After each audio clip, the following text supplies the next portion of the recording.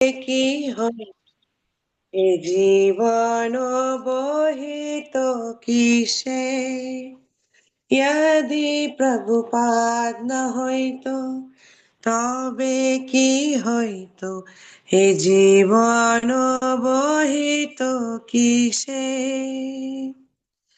নিতাই গৌরেরা আপারে করুণা কে দিত সকল দেশে নিতাই গৌরেরা আপারে করুণা কে দিত সকল দেশে यदि প্রভুপাদ না হইতো তবে কি হইতো এ জীবন বহিত কিসে পাশ্চাত্যেরা যত পাপী দুরাচারী শূন্যবাদী মায়াবাদী তাদের উদ্ধার করিবারে মন হেন কোন দয়ানিধি পাশ্চাত্যেরা যত পাপী দুরাচারী শূন্যবাদী মায়াবাদী তাদের উদ্ধার করিবার মন হেন কোন দয়া নিধি यदि প্রভুপাদ না হইতো তবে কি হইতো এ জীবন বহিত কিসে তাদের নিকটে গঞ্জনাসি বিলাইত হরিণা সভ্য জীব রূপে গড়িতে তাদের কে হইত গিয়া তাদের নিকটে গঞ্জন আসি বিলাইত হরিণা সভ্য জীব রূপে গড়িতে তাদের কে হইত গুয়া यदि প্রভুপাদ না হইতো তবে কি হইতো এ জীবন বহিত কিসে দেশে দেশে হরি বিগ্রহ সেবা আরতি রাত্রি দিনে রথযাত্রাদি মহা উৎসব শেখাইতো কোন জানে দেশে দেশে হরি বিগ্রহ সেবা আরতি রাত্রি দিনে রথযাত্রাদি মহা উৎসব শেখাইতো কোন জানে यदि প্রভুপাদ না হইতো তবে কি হইতো এ জীবন বহিত কিছে গীতা ভগবত চৈতন্য চরিত প্রেমারত রস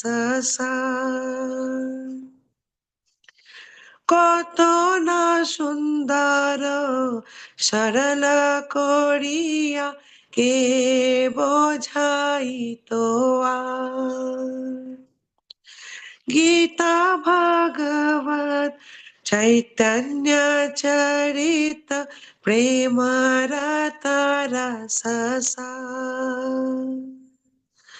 কত না সুন্দর সরল করিয়া কে বোঝাইত আর यदि प्रभुपाद न হইতো তবে কি হইতো এ জীবন বহিত কিসে কত কষ্ট সহি প্রীতামান রহি কে বাদিত হরিনা কে দিত মোদের পুরী বৃন্দাবন মায়াপুর মত ধাম কত কষ্ট সহি প্রীতামান রহি কে বাদিত হরিনাম কে দিত মোদের পুরী বৃন্দাবন মায়াপুর মত ধাম यदि প্রভুপাদ না হইতো তবে কি হইতো এ জীবন বহিত কিসে परम मंगला श्री चैतन्य महाप्रभु शिक्षाधन आचार प्रचारे सदा मदेर के करित नियोजन প্রেম কল্পতরু নিতাই গৌরেরা কৃপা কানাল ভিবারে হীরাবাদী জয় পতাকা হৃদয় তোমার শরণ করে প্রেম কল্পতরু নিতাই গৌরেরা কৃপা কানল ভিবারে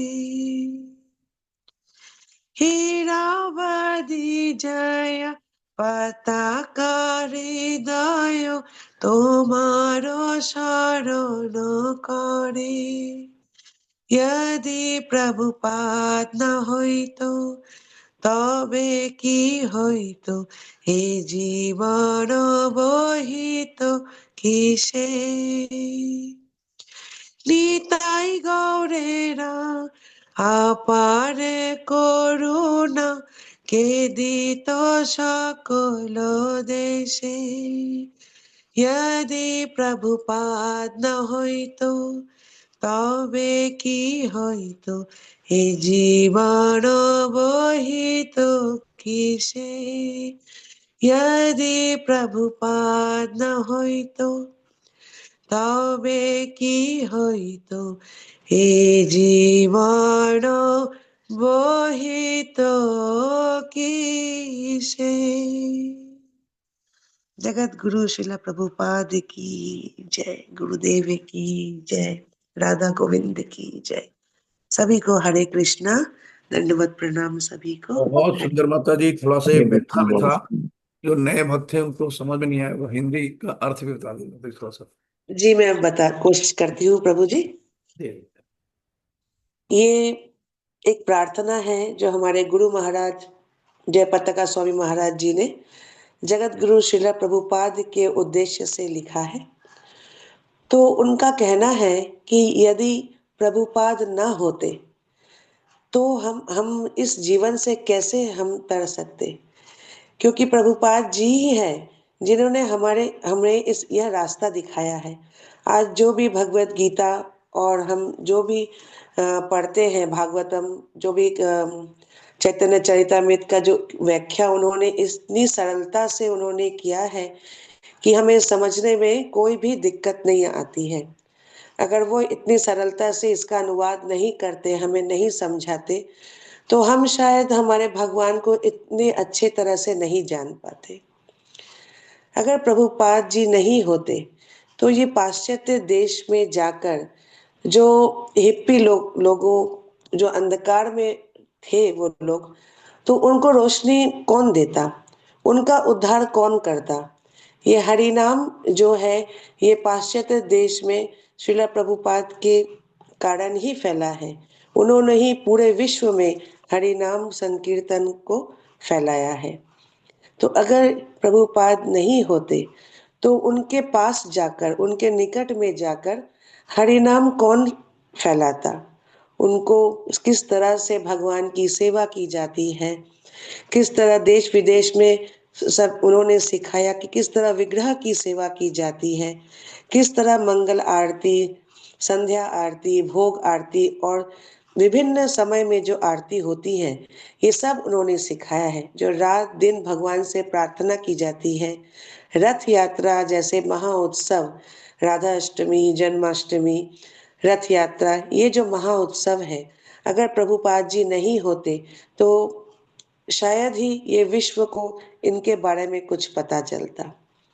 आज जो हम गीता भागवतम पढ़ते हैं, चैतन्य चरितामृत पढ़ते हैं, उनको इतने ही सुंदर और सरल तरीके से उन्होंने व्याख्या की है कि आज कोई भी इसे पढ़कर हम अपने भगवान को अच्छी तरह से जान सकते हैं। और यह जो कार्य श्रील प्रभुपाद ने किया है, यह इतना आसान नहीं था। जब वो वहां गए, जलदूत नामक जहाज में जा रहे थे, तब उनको 2 बार हार्ट अटैक भी आया था। लेकिन बस अपने गुरु महाराज की आदेशों का पालन करने के कारण ही वो प्रार्थना करते करते वह उस पाश्चात्य देश में पहुंचे। उनको इतनी आसानी से वो नहीं कर पाए थे, बहुत तकलीफ से उनको गुजरना पड़ा था। उनको उनके लिए रहने की जगह नहीं थी, कोई व्यवस्था नहीं थी। तो उन्होंने हमारे लिए, ताकि हम भगवान को जान सके, हम भगवत धाम जा सके, हमारे लिए उन्होंने बहुत मेहनत किया है। अगर प्रभुपाद नहीं होते तो आज वृंदावन में जो भी हम जानते हैं, या षट गोस्वामी, जो उन्होंने जितना भी, गोपाल भट्ट गोस्वामी और जिन्होंने जीव गोस्वामी, सनातन गोस्वामी, जो भी उन्होंने वृंदावन को उभारा है, ये हम नहीं पाते। और मायापुर जैसे धाम अगर नहीं प्रभुपाद होते तो ये भी शायद हमें नहीं मिल पाता। और ये जो प्रभुपाद जी ने और एक जो बुक डिस्ट्रीब्यूशन का जो चालू किया है प्रचार, ये हमारे लिए बहुत बहुत ही जरूरी है। वो हमेशा कहते हैं कि मैं कभी नहीं मरूंगा, हमेशा मेरे किताबों में मैं जीवित रहूंगा। और हमें हमेशा उन्होंने सिखाया है कि किस तरह हम हरि नाम का प्रचार करते रहें। और इसी उनकी बहुत ही कृपा हम पर है। और इसी कृपा के कारण हमारे गुरु महाराज जय पताका स्वामी जी ने उनके उद्देश्य से इसी प्रार्थना को लिखा है। मैंने कोशिश की है, मेरा प्रयास पता नहीं कितने दूर तक सफल है।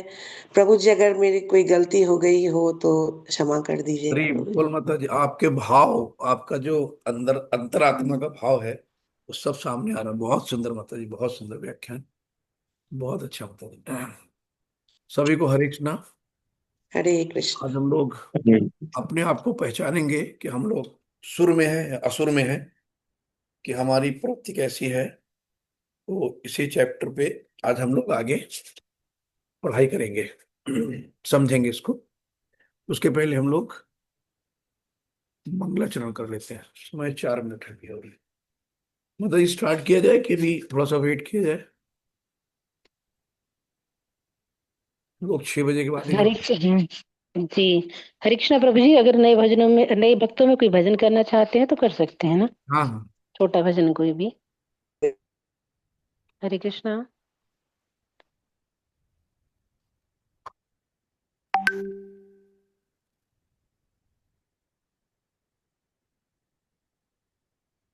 ठीक है प्रभु जी, आप फिर स्टार्ट कर दीजिए, कोई नहीं करना चाहते। अच्छा अच्छा, ठीक है। ओम नमो भगवते वासुदेवाय। ओम नमो भगवते वासुदेवाय। ओम नमो भगवते वासुदेवाय। ओम अज्ञानतिमिरान्धस्य ज्ञानञ्जनशलाकया चक्षुर्लुमिन्तं येन तस्मै श्रीगुरुवे नमः। श्री चैतन्य मनोभीष्टम स्थापितम येन भूतले स्वयं रूपम कदाति महिमं ददाति शुद्धांतिकम वंदेहम श्री गुरु समलम श्री गुरु वैष्णव श्री रूप सागर जातम सहगण रघुनाथान्वितां सजीवम सावधेतम सावधूतम तत्तम सही श्री कृष्ण चैतन्य देवम श्री राधा कृष्ण पादां सहगण ललिता स्फूर्ताकांतांश्च हे कृष्ण करुणा सिंधु दीन बंधु जगतपते गोपेश गोपिका कांत राधा कांत नमस्तुते तप्त कांचन गौरांगी राधे वृंदावनेश्वरी ब्रह्मानुसुते देवी प्रणमामि हरि प्रिये नमो विष्णुपादाय कृष्ण पृष्ठाय भूतले श्रीमते भक्ति वेदांत स्वामिनि इति नामिने नमस्ते सरस्वती देवी गौरवाणी प्रचारिणी निर्विशेष शून्यवादी पाश्चात्य देश तारिणी जय श्री कृष्ण चैतन्य प्रभु नित्यानंदा श्री अद्वैत गदाधर श्रीवासादि गौरा भक्त वृंदा हरे कृष्णा कृष्णा कृष्णा हरे हरे हरे राम राम राम हरे हरे हरे कृष्णा कृष्णा कृष्णा हरे हरे हरे राम राम राम हरे हरे हरे कृष्णा कृष्णा कृष्णा हरे राम राम राम हरे हरे कृष्णा। सभी को दंड प्रणाम। हरे कृष्ण। तो आज हम लोग 16 चैप्टर पे हैं। देव असुर साधन विभाग योग, यानी दैवी और आसुरी स्वभाव। तो हम लोगों में स्वभाव कैसे कैसे होते हैं, इनके बारे में यहाँ पे बताया गया है कि पहले जैसे त्रेता युग था तो रामचंद्र जी अयोध्या में रहते थे और रावण श्रीलंका में रहता था, दोनों अलग अलग थे। फिर द्वापर युग आया तो एक परिवार में दुर्योधन कृष्ण यानी कि कौरव पांडव एक परिवार में आ गए। अब ये कलयुग आ गया। कलयुग में क्या है कि एक शरीर में आ गए। हमारे अंदर देवताओं के भी गुण हैं और असुरों के भी गुण हैं, तो सब एक ही में आ गए, है ना। तो इस तरीके से हमें अपने आप में उनको पहचानना है और जो भी हमारे अंदर हमको बुराइयां लगती हैं उनको निकाल फेंकना है। यही ज्ञान होता है। तो इसी को हम ज्ञान कहते हैं कि हमें कोई भी चीजें पता है कि हमारे अंदर ये गलत है तो इसको हम कैसे दूर कर सकते हैं। कभी कभी हर चीज से आसक्ति होती है, अपनी आदतें सबको अच्छी लगती हैं, वो चाहे अच्छी हो या बुरी हो, है ना। कोई छोड़ना नहीं चाहता और हम किसी को बदल भी नहीं सकते कि हमें लगता है कि इनकी आदत बुरी है, मेरी अच्छी है, हम इनको बदलते नहीं हो सकता। तो बदलने का प्रयास करोगे तो वही लड़ाई होती है, वही बवाल होता है ना। इसलिए सब लोग अपने आप को बदल लो, किसी दूसरे को नहीं बदलो। तो अपने अंदर झांको कि कौन सी कमियां हैं और उनको शुद्ध कर लो और धीरे धीरे हम लोग देव गुण की तरफ, यानी कि जो असुर किसको कहा गया है, असुर वो हैं जो भगवान के सुर में सुर नहीं मिलाते हैं, और जो भगवान के सुर में सुर मिलाते हैं वो देव हैं। और जो भगवान के सुर में यानी भगवान से विरोध करते हैं, भगवान की बात नहीं मानते हैं, भगवान को नहीं मानते हैं, वो सब असुर योनि में आते हैं। हरे कृष्णा। तो हम स्टार्ट करते हैं। श्रील प्रपात कीजिए। श्री भगवान उवाच अभयं सत्वं सश्रुद्धिं ज्ञानं योग व्यवस्थितिः दानं दमश्च यज्ञश्च स्वाध्यायस्य तप आर्जवम् अहिंसा सत्यं का क्रोधम अहिंसा सत्यं क्रोधस्त्याग्यं शांतिरपैशुनम दया भूतेषु लोलुप्पम मार्दवम हीर चापोलम तेज क्षमा धृति शौचम मद्रोहो नातिमानिता भवन्ति संपदम दैवीं भिजा तस्य भारत। श्रील प्रपात की जय। अब भगवान यहाँ पे बता रहे हैं कि ये जो गुण है, ये लगभग 20 गुण, ये किनके हैं, इनको भगवान देव तुल्य बता रहे हैं। कौन कौन से हैं? भगवान ने कहा, हे भरत पुत्र। भरत पुत्र कौन है? अर्जुन। भगवान अर्जुन को समझा रहे हैं और अर्जुन के बहाने हम लोग सुन रहे हैं। अर्जुन के जितने भी क्वेश्चन है हम लोग क्वेश्चन है, तो इसलिए भगवान अर्जुन को बता रहे हैं, अर्जुन के प्रिय शिष्य हैं। निर्भयता, है ना, जो भक्त होता है वो हमेशा निर्भय होता है, उसको किसी भी चीज का भय नहीं होता है ना, क्योंकि उसको पता है ना, अगर आपके पास एक कोई अच्छा अधिकारी जानने वाला है, एक कोई विधायक जानने वाला है, या मुख्यमंत्री तक पहुंच है, तो आपको लगता है ना कि यार बताना कोई काम हो तो, है बहुत अपने आप को हम लोग गर्वान्वित महसूस करते हैं कि मेरा तो फला जानने वाला है। अगर अब सीधे आपने भगवान से दोस्ती कर ली, उससे बड़ा तो कोई है ही नहीं ना। उससे बड़ा ना ट्रम्प है, ना मोदी जी हैं, ना कोई अधिकारी है, ना कोई सचिव है, ना कोई मंत्री है ना। तो हमारी अगर दोस्ती, हमारी जान पहचान श्री कृष्ण से हो गई, तो हमको किस बात का डर, है ना। इसलिए भगवान हमेशा निर्भय, भक्त हमेशा निर्भय रहता है, क्योंकि भगवान के आश्रय में रहता है। उसको पता है कि भगवान हमारे साथ है, और जब भगवान मेरे साथ है तो मुझे किसी बात की चिंता नहीं, किसी बात का भय नहीं है। आज हम दुखी हैं, सिर्फ इस बात पे दुखी हैं कि हम भगवान से दूर हैं, है ना, भगवान को भूले हुए हैं, इस बात से हम दुखी हैं।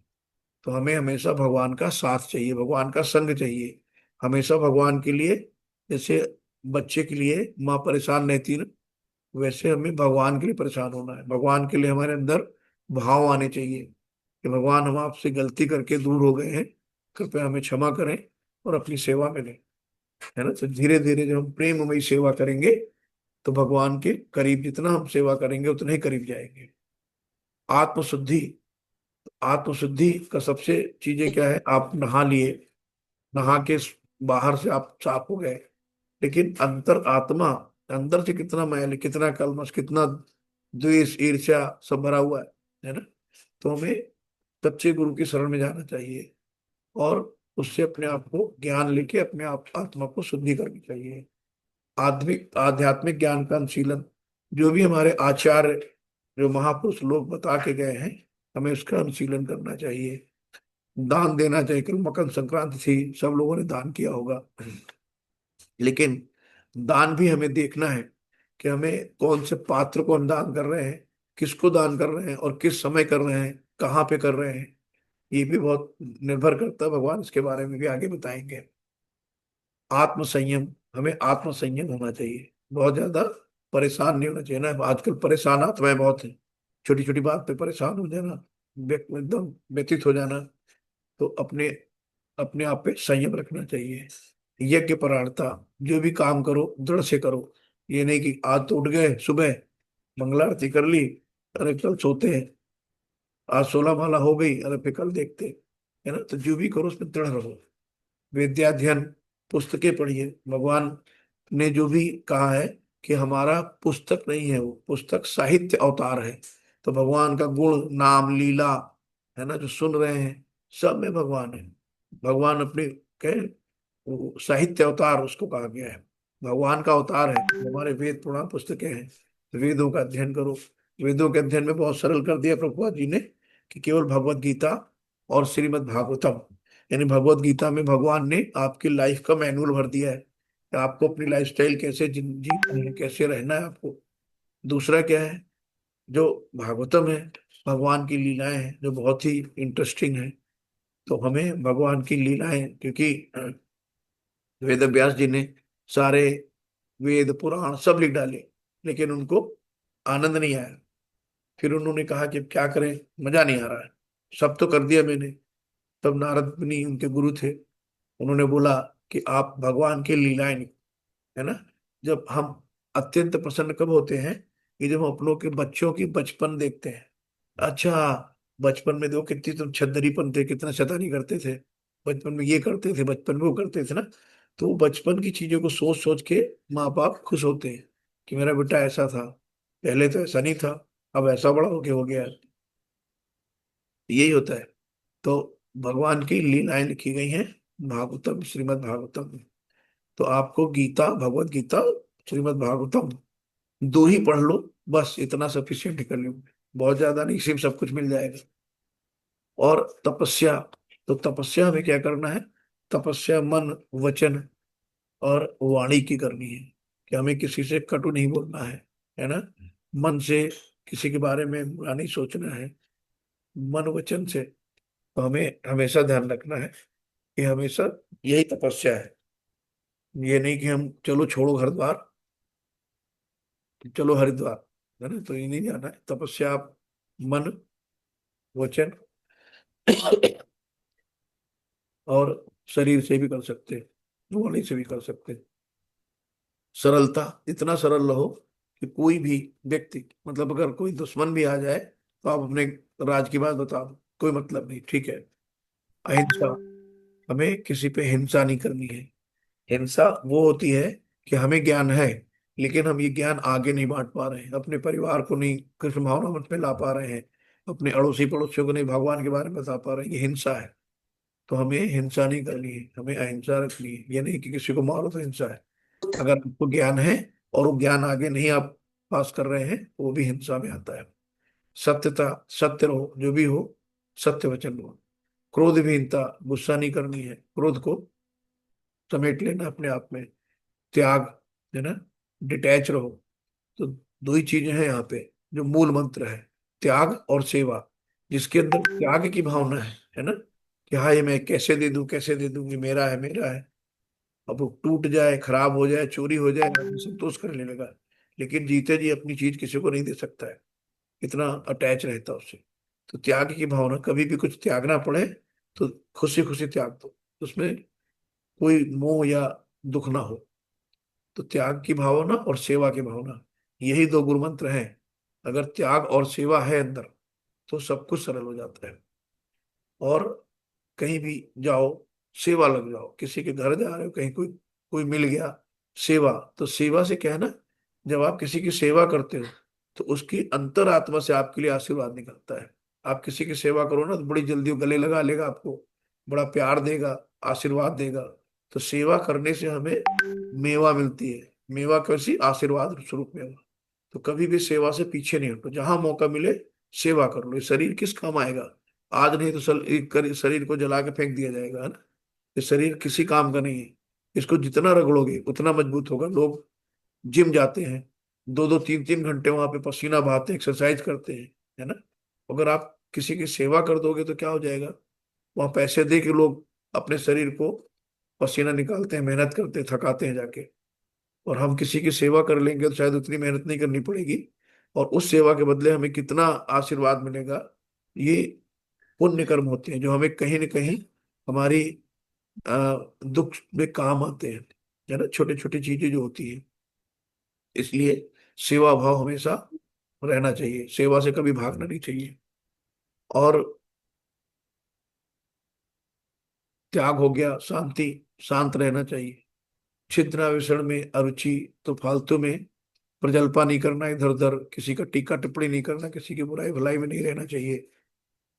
कोई कुछ आपसे बुराई भी करने आ रहा है तो उसको बोल दो हरि बोल, है ना, सुनना ही नहीं किसी की बात।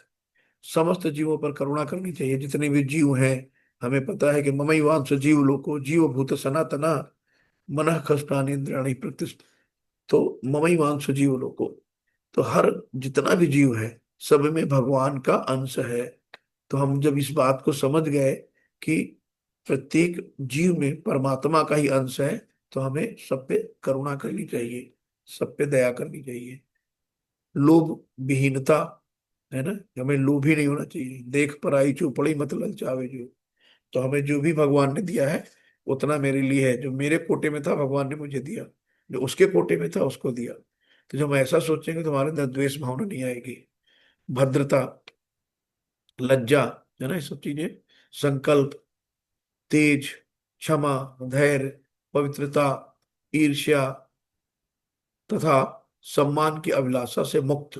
तो हमें किसी से कोई चीज जो है ये नहीं करनी चाहिए कि हमने ये इनके लिए किया तो ये हमारे लिए करें, है ना। और क्षमा, कोई भी हो क्षमा कर दो उसको। तो क्षमा मांग लो और क्षमा कर दो। तो जीवन में आपने, आपका किसी ने दिल दुखाया उसे क्षमा कर दो। सबसे अच्छी चीज होती है जब आप क्षमा कर दोगे ना तो आपका मन हल्का हो जाएगा। जब तक आप क्षमा नहीं करोगे तो आपका मन भारी रहेगा। तो क्षमा कर दो और क्षमा मांग लो। तो दो चीजें जीवन में जरूर रखो, क्षमा कर दो, क्षमा मांगो, है ना। तो इससे मन हल्के हो जाएगा आपका। तो किसी से सम्मान की अभिलाषा न करो, जो मिले ठीक है, आप उसको सम्मान दे दो। अब ये नहीं कि हमने सम्मान किया, पहले हमें नमस्कार क्यों नहीं किया, हमने तुम्हें नमस्कार किया, तुमने हमें पहले नमस्कार नहीं किया, है ना।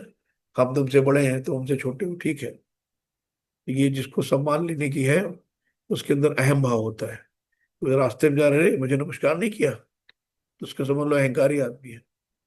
ये सारे दिव्य गुण हैं जो दैवी प्रकृति से संपन्न देवतुल्य पुरुषों में पाए जाते हैं।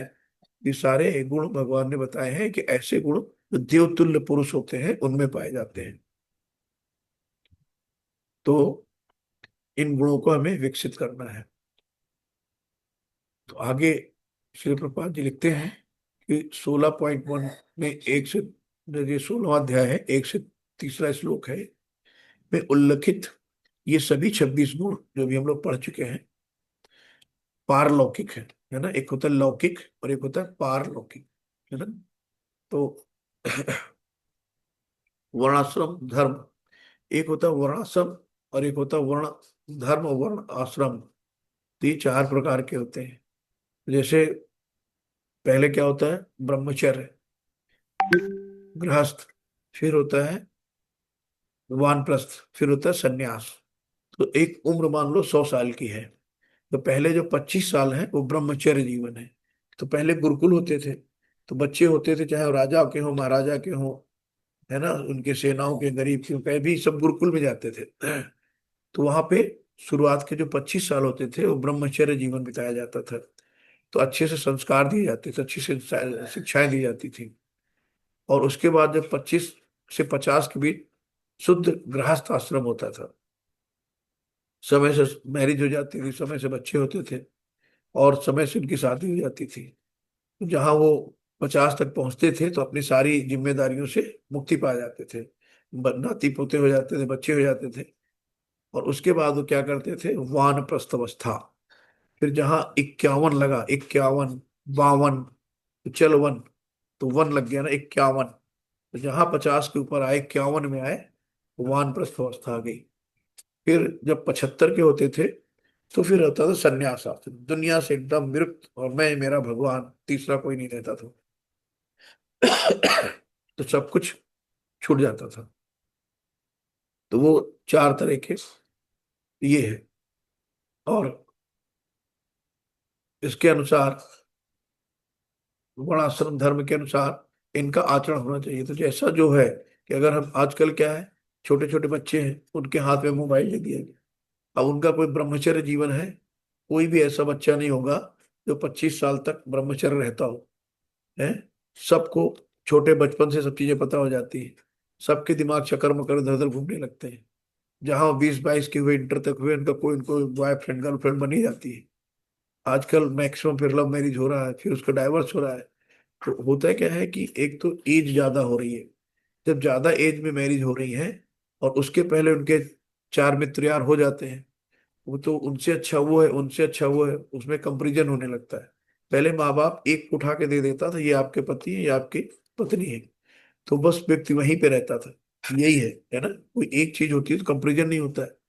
अब जब आज को एजुकेशन होने लगी है, तो आदमी कंपेरेटिव लेके, तुमसे अच्छा तो वो वाला है, उनसे अच्छा तो वो वाला है, तो कभी संतुष्टि नहीं होती किसी की। और जब संतुष्टि नहीं होती है तो वहीं पे विरोध होता है। और किसी का आप सामने किसी की बुराई करोगे, उसे अच्छा नहीं लगेगा, फिर वही लड़ाई होनी शुरू हो जाती है। लड़ाई होते होते डाइवोर्स हो जाता है, साल भर शादी हुई नहीं कि तलाक हो गया। इस तरीके से चीजें बहुत गड़बड़ हो रही हैं, यही कलयुग है। उन्हें सामाजिक और व्यवसायिक की विभिन्न स्थितियों के अनुसार विकसित किया जाना चाहिए, है ना। तो जैसी चीजें हैं उनको वैसे ही विकसित करना चाहिए। और जैसे कि ब्राह्मण, क्षत्रिय, वैश्य और शूद्र, तो एक तो वर्ण आश्रम हो गए, और एक वर्ण धर्म हो गए। तो चार धर्म है कि ब्राह्मण का, तो अभी हम लोग आगे पढ़ेंगे 18वें अध्याय में, कि ब्राह्मण के 9 गुण बताए गए हैं, कि ब्राह्मण के अंदर कौन से गुण होने चाहिए। जरूरी नहीं कि ब्राह्मण के घर में पैदा है तो इसलिए ब्राह्मण है ना। आजकल कितने ही ब्राह्मण के घर में पैदा है, लेकिन वो नॉनवेज खाते हैं, मदिरा पीते हैं, है ना। तो जरूरी नहीं कि आप ब्राह्मण के घर में पैदा हो तो आपका आचरण भी ब्राह्मणी जैसा है। तो ब्रह्म जाने से ब्राह्मण जो ब्रह्म को जानता है वही ब्राह्मण है। तो जिसके अंदर ज्ञान है, ब्राह्मण को कहा गया है कि ज्ञान बांटता था पहले, है ना, भिक्षा लेके एक दो घर में जितना भी हो जाता था। अगर एक घर में उनके एक दिन जीवन यापन की भिक्षा मिल गई, फिर दूसरे घर में नहीं भिक्षा लेते थे वो। तो भिक्षा यापन करके सबको ज्ञान देते थे। आजकल कोई ऐसा ब्राह्मण है इस तरीके से करे, तो जो जिसको ब्रह्म का ज्ञान हो वो ब्राह्मण है, जिसके अंदर 9 गुण होंगे वो ब्राह्मण है। ऐसे ही क्षत्रिय है, क्षत्रिय का काम है देश की सेवा करना, देश की रक्षा करना। तो क्षत्रिय हमेशा देश के लिए मर मिटते हैं, उनका काम है युद्ध करना, है ना। तो वो उनके अंदर जो गुण गुण है, जैसे आज जितने भी बॉर्डर पे सिपाही हैं, जितने भी मिलिट्री मैन हैं, वो किसी भी जात के हो, वो SC ST, यादव, पंडित, ब्राह्मण, गुप्ता, वैश्य, जो भी हैं, XYZ, किसी भी जात के हो, लेकिन वो क्या है, क्षत्रिय है। क्यों? उनके देश की सेवा में, देश की रक्षा के लिए बॉर्डर पे खड़े हुए हैं, है ना, तो क्षत्रिय है। तो ऐसे जितने भी यहाँ पे कृषि का काम कर रहे हैं, गोपालन कर रहे हैं, व्यवसाय कर रहे हैं, तो सब वैश्य में आते हैं, है ना। जरूरी नहीं कि बनिया घर में जन्म लिया तो बनिया है, उनका काम क्या है ना। और ब्राह्मण में क्या है, और सॉरी शूद्र में, और शूद्र में जो इन तीनों की सेवा में लगे हैं। तो जो सेवा में लगे हैं, है ना, वो शूद्र कैटेगरी में आते हैं। जो किसी की नौकरी कर रहे हैं, किसी की सेवा कर रहे हैं, वो सब शूद्र कैटेगरी में आते हैं। तो इस तरीके से 4 वर्ण आश्रम हो गए और 4 धर्म हो गए। तो इनका अपने अपने अनुसार आचरण होना चाहिए। उन्हें सामाजिक और व्यवसायिक की विभिन्न स्थितियों के अनुसार विकसित किया जाना चाहिए, है ना।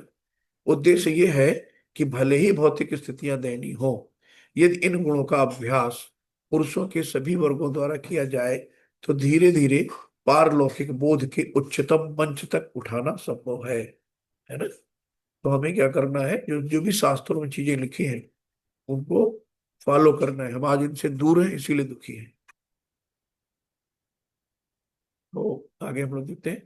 दंभो दर्पोऽभिमानश्च क्रोधा पारुष्यमेव च अज्ञानम च अभिजातस्य पार्थ संपाद्य मासुरीम। तो भगवान बता रहे, हे प्रथापुत्र यानी हे अर्जुन, दंभ, हम्म, यानी कि एरोगेंट, अभिमान, है ना, दंभ घमंड, दंभ, दर्प, अभिमान, क्रोध, कठोरता तथा अज्ञान, ये सारे आसुरी स्वभाव वाले गुणों के हैं। तो जितने के अंदर मैं भरा हुआ है, ये सब अज्ञानता है कि मैं कुछ नहीं है, जो भी सब है भगवान है ना। मेरा यहाँ पे कुछ भी नहीं है कि ये मेरा है, ये मेरा है, सब भगवान का है। जो भी है सब भगवान का। ये घर मेरा भगवान का है, ये लैपटॉप भगवान का है, ये बच्चे सब भगवान के हैं, ये धन दौलत सब भगवान की है, अपना कुछ है ही नहीं। जब आप ऐसे सोचोगे तो आपके अंदर कोई चीज नहीं आएगी, कोई घमंड नहीं आएगा, कोई कठोरता नहीं आएगी, है ना। सब में भगवान का अंश है, तो आप कठोर हो ही नहीं सकते, सबके अंदर दया भाव रहेगी आपके अंदर, ठीक है। तो ये सब रहेगा, इसको ज्ञान कहते हैं, और ये नहीं तो यही अज्ञान है। दैवी संपत्ति मोक्षाय निबंधाया सुरीमता माँ शुचः संपदम दैवीम अभिजा तोषि पांडव। दिव्य गुण मोक्ष के लिए अनुकूल है ना। तो दिव्य गुण होते हैं, अभी जो दिव्य गुण हम लोगों ने पीछे देखे, 20 गुण लगभग, तो दिव्य गुण मोक्ष के अनुकूल होते हैं, और आसुरी गुण बंधन दिलाने के लिए होते हैं। अगर हमारे अंदर धीरे धीरे अच्छी चीजें आएंगी, अच्छी आदतें पड़ेंगी, हम दिव्य गुण की ओर विकसित करेंगे, यानी कि हम लोग अंधेरे से उजाले की ओर जाएंगे, यानी कि अज्ञानता से ज्ञान की ओर जाएंगे, है ना। तो ये सब क्या करते हैं, हमको मोक्ष दिलाने के लिए होते हैं। और अगर हमारे अंदर आसुरी गुण, हमारे अंदर सब गंदे व्यभिचार और गंदे आचरण रहेंगे, तो ये क्या करेंगे, बंधन में डालेंगे और आसुरी योनि में ढकेल देंगे, और इतनी धीरे धीरे इतने निम्न योनि में चले जाएंगे कि फिर कभी बाहर, यानी कि भूल जाए कि हम कभी गोलोक वृंदावन धाम जा सकते हैं। तो इसलिए हमें आसुरी गुरुओं को छोड़ना है, हमें अपने आप को पहचानना है कि हम यहाँ भगवान ने हमें भेजा है, किस लिए भेजा है? खा पी के सोने बच्चा पैदा करने के लिए थोड़ी भेजा है। तो हमें किस लिए भेजा है? भगवान की भक्ति करो और निकल लो यहाँ से, ये हमारा घर नहीं है। हम यहाँ पे सिर्फ एक रोल अदा करने आए हैं, मम्मी पापा का, भाई बहन का, है ना, फूफा मम्मा का। तो एक सिर्फ रोल है, और जैसे ही रोल खत्म हो जाए अपने मूल स्वरूप पे आ जाते हैं ना। आज शाहरुख खान को रोल मिला, तो रोल करने के बाद जब पिक्चर वहां से हटा तो अपने मूल घर पे आ गया ना, ओरिजिनल शाहरुख। और जब तक वो एक्टिंग करता है तो वहाँ मर भी जाता है, वहां पे उसको दुख भी होता है, रोता भी है, हंसता भी है, फाइटिंग भी करता है, सब कुछ करता है। लेकिन जैसे ही शूटिंग खत्म, नॉर्मल आ गया अपनी अवस्था में। तो हम लोग यहाँ पे, ये रंगमंच है, तो हम लोग यहाँ पे खेल रहे हैं, है ना, यहाँ कुछ है नहीं, वास्तविक में कुछ नहीं है, सब दिखावा है। इस दिखावे को पहचानो और अपने आप को जानो, भगवान यही बता रहे हैं यहाँ पे। तो दिव्य गुण मोक्ष के लिए अनुकूल है, और आश्रय गुण बंधन दिलाने के लिए है। हे पांडुपुत्र, तुम चिंता मत करो, क्योंकि तुम दैवी गुणों से युक्त होकर जन्मे हो। तो भगवान के करीब इसलिए है पांडुपुत्र, मतलब कि वो ऑलरेडी इतने शुद्ध भक्त है कि वो दैवी गुणों से युक्त होकर ही जन्मे। उनके अंदर दैवी युक्त है, तभी तो भगवान के करीब है। दो भूत सर्गो लोकस्मिन् दैवे आसुरा आसुर एव च। दो भूत सर्गो लोके अस्मिन् देवे आसुर एव च। दैवो विस्तरस प्रोक्त आसुरम पार्थ में सुनो। अब भगवान कहते हैं मैं सुनो, सुनो, मतलब अर्जुन तुम सुनो, अब मैं कह रहा हूं तुम सुनो। हे प्रथापुत्र, इस संसार में सृजित प्राणी दो प्रकार के हैं।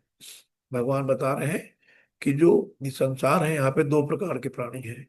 पहला है दैवी, और दूसरा है आसुरी। तो दो तरह के बारे में भगवान फिर से बताने जा रहे हैं कि मैं पहले ही विस्तार से तुम्हें दैवी गुण के मतलब बारे में बतला चुका हूँ।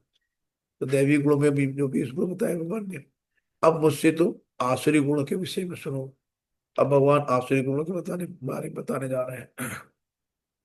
तो ये देखो छोटा सा बच्चा है, ये बड़ा हुआ, है ना, ये संस्कार घर के मिले, धीरे धीरे भगवान की प्रार्थना करते गए।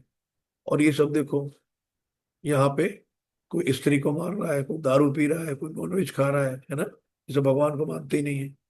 तो इस तरीके से हमें कौन सा जीवन जीना है, ये हमें ध्यान देना है। प्रवृत्तिम च निवृत्तिम च जना न विदुरासुरा, न शौचम नापि चाचारो, न सत्यम तेषु विद्यते।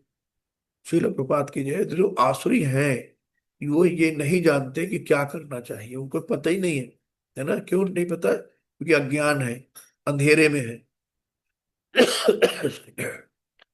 और उनको ये नहीं पता है कि क्या करना है और क्या नहीं करना चाहिए। उनमें ना तो पवित्रता, ना उचित आचरण, और ना ही सत्य पाया जाता है ना। उनको कुछ भी नहीं पता कि रात सोने के लिए होती है, तो रात में डिस्को क्लब में जा रहे हैं, रात में 2-2 3-3 बजे तक शराब, डांस कर रहे हैं, मांस मदिरा सब भक्षण हो रहा है ना, दिन में सो रहे हैं। उनको पता ही नहीं है क्या अच्छा है क्या बुरा, उनको उसी में आनंद आ रहा है, क्षणिक सुख, है ना।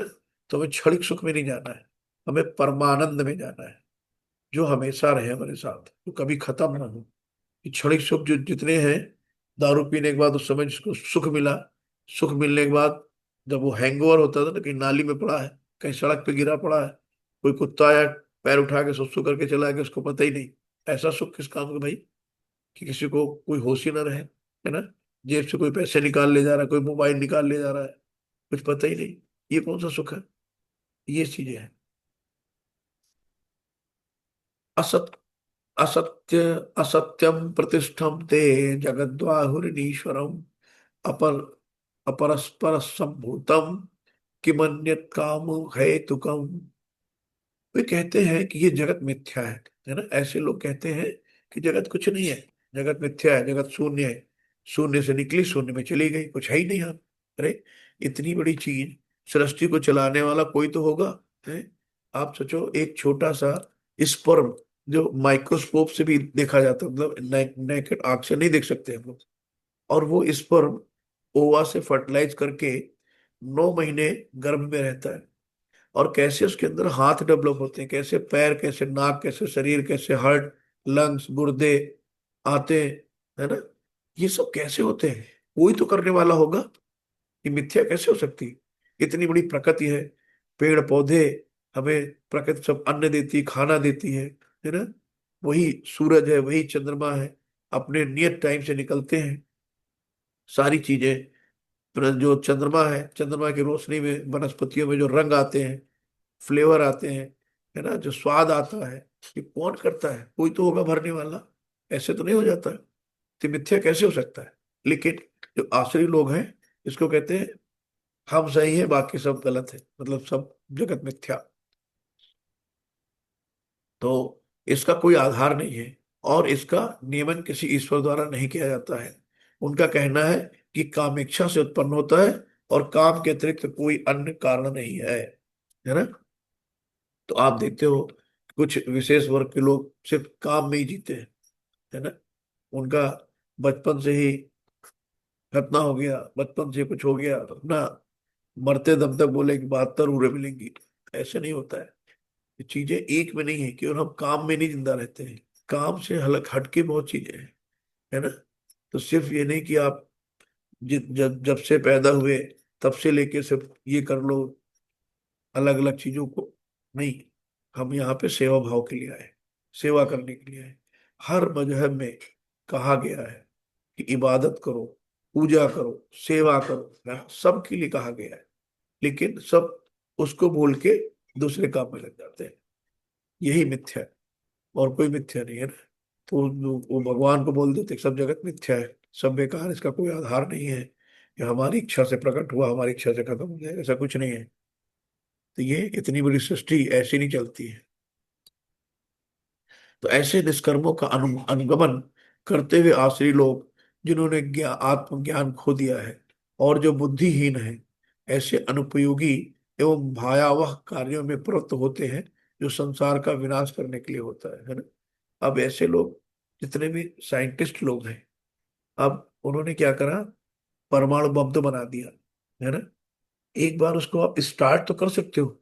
इंड करने का बटन है क्या उनके पास? आज जितने भी देश हैं, सबने परमाणु बम बना के रखा हुआ है, और सब एक दूसरे को डराते हैं, अगर मुझे करा तो मैं परमाणु बम छोड़ दूंगा, मैं एटम बम छोड़ दूंगा। तो आप सोचो, एटम बम का होता है कि ये मल्टीप्लाई करता है, जैसे कि 1 से 2, 2 से 4, 4 से 8, 8 से 16, 16 से 32, ये फैलते ही चले जाते हैं, नेवर एंडिंग, खत्म ही नहीं होते। तो इसलिए बहुत घातक है। किसी ने झुट्ठों में फेंक दिया एक बार परमाणु बम, तो पूरा खत्म। तो इन्होंने बना तो डाला, ये तो आसुरी प्रकृति की हुई ना। इन्होंने बना तो दिया, स्टार्ट बटन तो है, एंड बटन कहाँ है?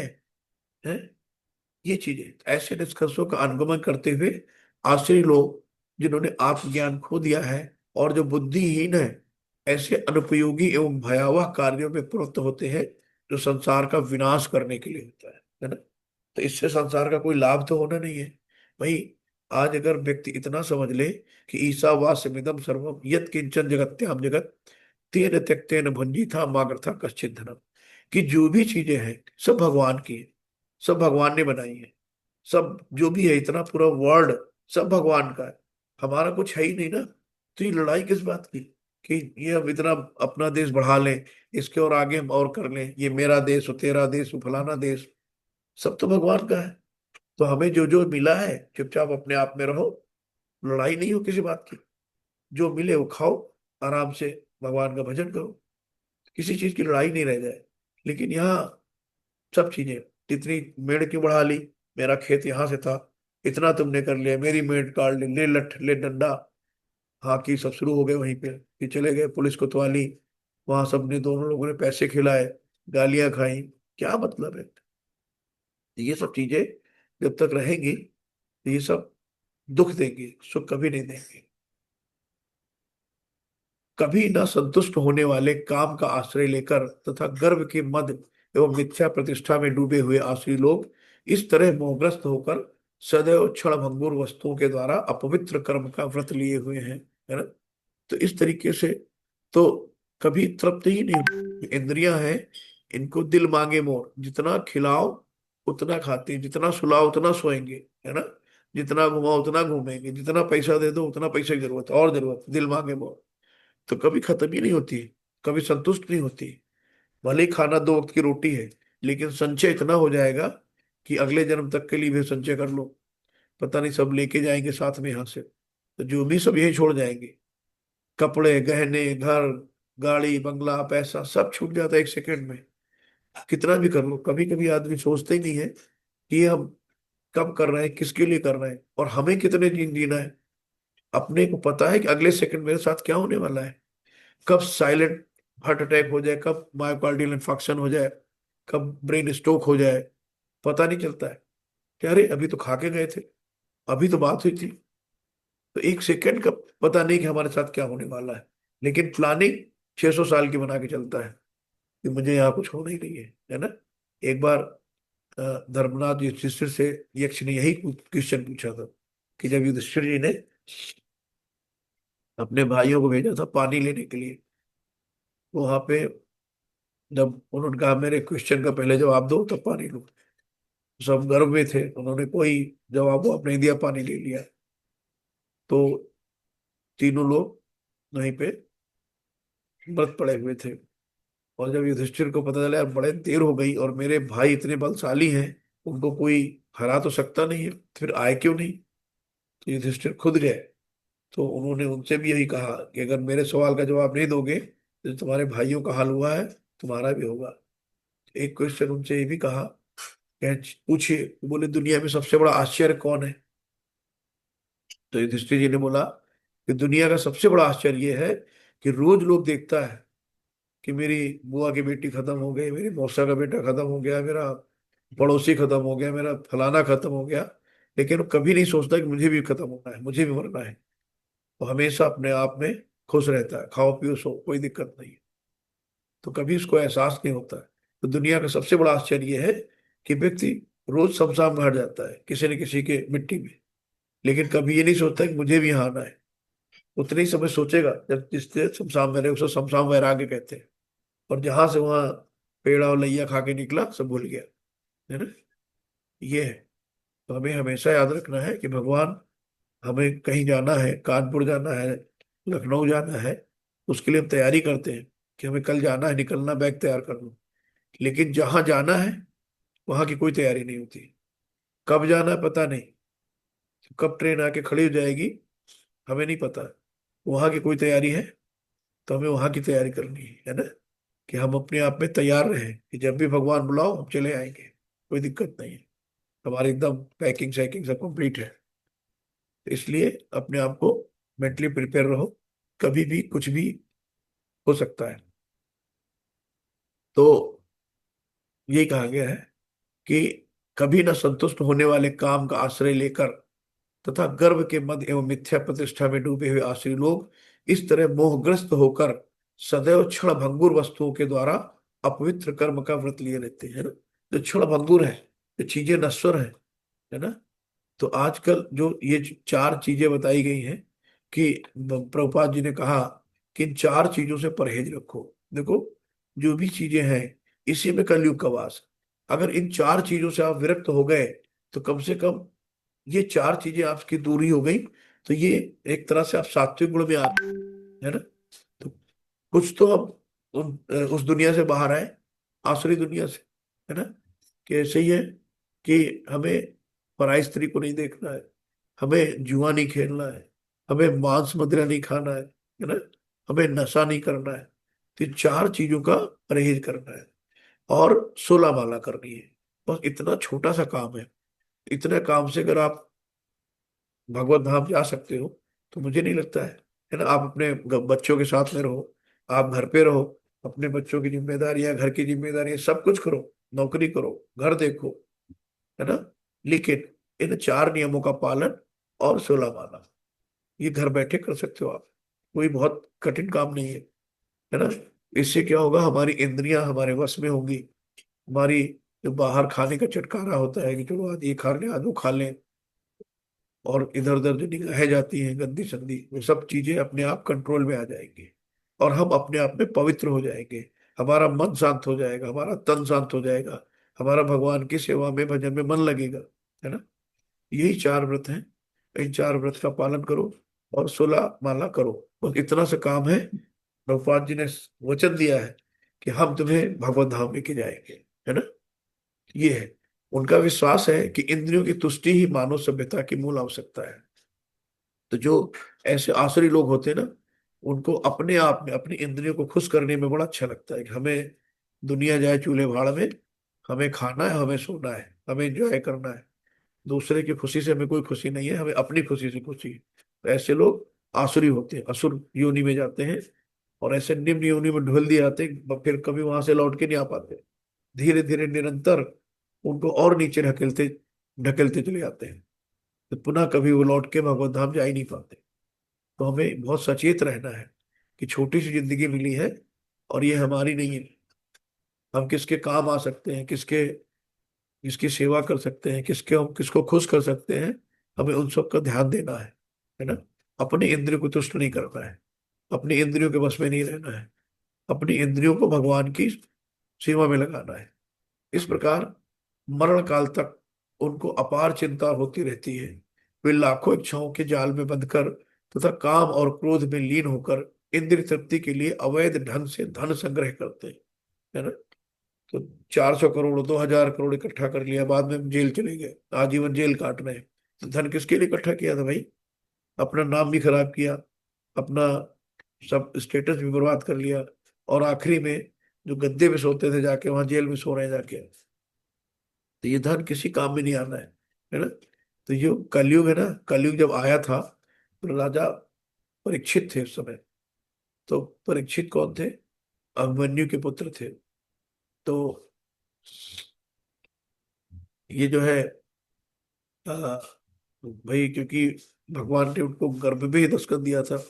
जो भगवान ने जब अश्वत्थामा ने ब्रह्मास्त्र छोड़ा था, तो भगवान एक अंगूठे के बराबर रूप धर के जो है उनके गर्भ में चले गए, और वहां पे जाके परीक्षित की रक्षा की थी। तो भ्रूण में ही थे जब परीक्षित, उन्होंने भगवान के दर्शन हो गए थे, तो उनसे अच्छा कौन हो सकता है ना। तो परीक्षित ने जब देखा कि ये कलयुग आ गया है, तो उसको मार के भगाना चाहा, तो कलयुग शरणागत हो गया। अब जब किसी के राजा के प्रति आप पूर्ण रूप से सरेंडर हो जाते हो, तो शरणागत को आश्रय देना राजा का काम है। तो उन्होंने कहा भाई अब तो मैं आ गया हूँ और मुझे शरण दीजिए। तो बोले तुमको मैं कहाँ शरण दे दूँ? तो बोले भाई कहीं तो देनी पड़ेगी। तो उसी ने चार चीजें बताई कि जो पराई स्त्री को देखता है उसमें मैं रह सकता हूँ, जो व्यभिचार करता है, जो मांस मदिरा खाता है उसमें मैं उपवास कर सकता हूँ, जो जुआ खेलता है है ना, जो नशा पानी करता है उसमें वास कर सकता हूँ, और जो धन संचय सोना गहना होता है ना, तो राजा परीक्षित का मुकुट सोने का था, तो उसमें भी चला गया वो, सोने में जाके बैठ गया। आप सोचो जितना हम लोग सोना, कोई भी घर ऐसा नहीं जिसके यहाँ सोना ना हो। तो सोने में भी कलयुग है। आज देखो हाय पैसा हाय पैसा हाय पैसा लगा है, तो संतुष्टि होती नहीं ना। तो जो अवैध ढंग से भी धन संग्रह होता है, तो लोग कैश नहीं लग पा रहे हैं तो सोने की ईंटें बना के रख ले रहे हैं, चांदी की ईंटें बना के रख ले रहे हैं। इसी की ट्रेडिंग आजकल शुरू हो गई है। देखो सोना चांदी कितना महंगा होता जा रहा है इस कलयुग में। ये सारी चीजें हैं, तो ये सब चीजें कोई काम नहीं आनी, है ना। हम लोग काम ना आए, भगवान से क्या करते हैं? कामना करते हैं। तो कामना क्या होती है? काम ना आए। उसको आप तीन भागों में बांट लो, काम ना आए। ऐसी कामनाएं की क्या जरूरत है जो काम ही ना आए? ऐसा काम करो जो हमेशा काम आए, यानी कि भगवान की भक्ति करो जो जीवन पर्यंत आपके साथ रहती है, जिसका कभी क्षय नहीं होता है। आसुरी व्यक्ति सोचता है कि आज मेरे पास इतना धन है और अपनी योजनाओं से मैं और अधिक धन कमाऊंगा। इस समय मेरे पास इतना है, किंतु भविष्य में बढ़कर और अधिक हो जाएगा। ये मेरा शत्रु है, मैंने उसे मार दिया, है ना। पैसा होता है कि लो सुपारी दे दो फलाने को मरवा दो। ये मेरा शत्रु है, मैंने उसको मार दिया, और मेरे अन्य शत्रु भी मार दिए जाएंगे। मैं सभी वस्तुओं का स्वामी हूँ, है ना। अपने आप को स्वामी समझता, बढ़िया से घूमता है, नौकर चाकर सब आगे लगे रहते हैं क्योंकि पैसा है उसके पास। मैं भोगता हूँ, मैं सिद्ध शक्तिमान तथा सुखी हूँ, मैं सबसे धनी व्यक्ति हूँ, और मेरे आसपास मेरे कुलीन, है ना, बहुत मैले कुचेले कुलीन नहीं, मेरे आसपास मेरे कुलीन संबंधी है। अपने सबको, अपने आप से सबको नीचा देखता है, सब लोग मेरे नीचे हैं, मैं सबसे सर्वोपरि हूँ। कोई अन्य मेरे समान शक्तिमान तथा सुखी नहीं है। मैं यज्ञ करूंगा, दान करूंगा और इस तरह आनंद मनाऊंगा। इस प्रकार ऐसे व्यक्ति अज्ञानवश मोहग्रस्त होते रहते हैं, है ना। तो वो पैसा भी किसी को दान करेगा ना तो सेल्फी खींचेगा, फोटो खिंचा लो भाई, मैंने दान किया है, पोस्टर लगवा दो दुनिया में कि मैंने ये काम किया है ना। तो अपना नाम ऐश्वर्य जो दिखावा बहुत रहता है।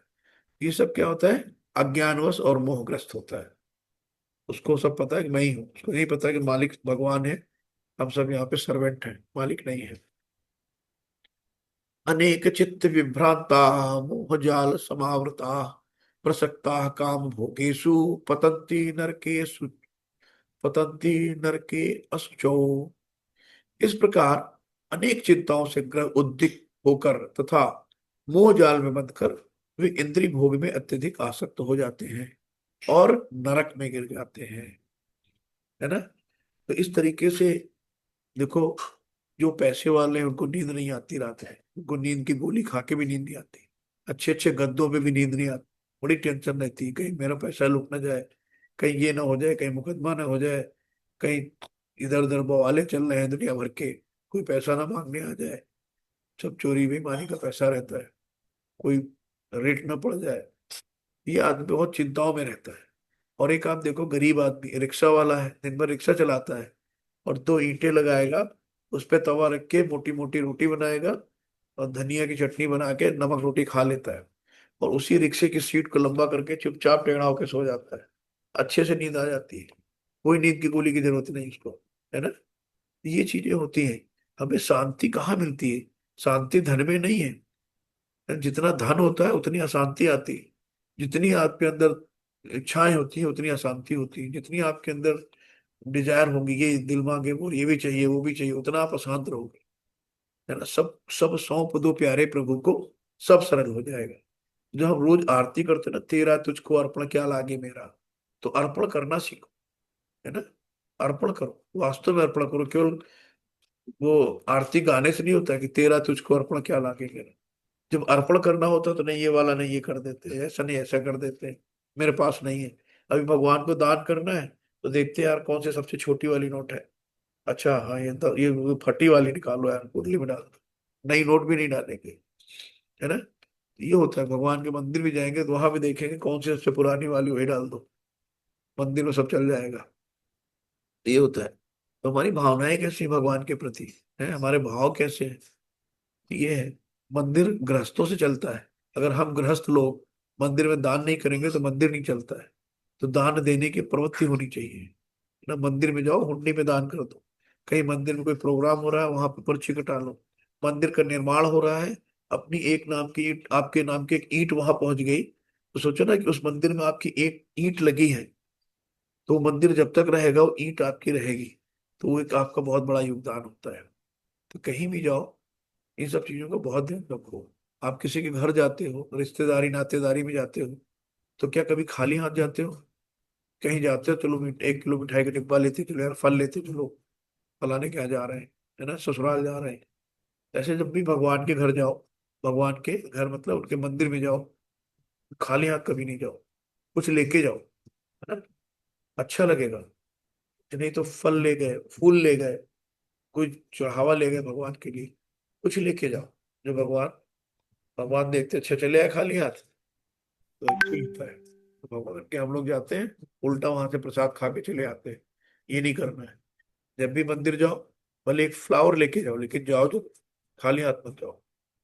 तो इस प्रकार अनेक चिंताओं से उद्विग्न होकर, हम लोग पहुंच चुके हैं, हाँ, इस प्रकार अनेक चिंताओं से उद्विग्न होकर तथा मोह जाल में बंधकर वे इंद्रिय भोग में अत्यधिक आसक्त हो जाते हैं और नरक में गिरते हैं।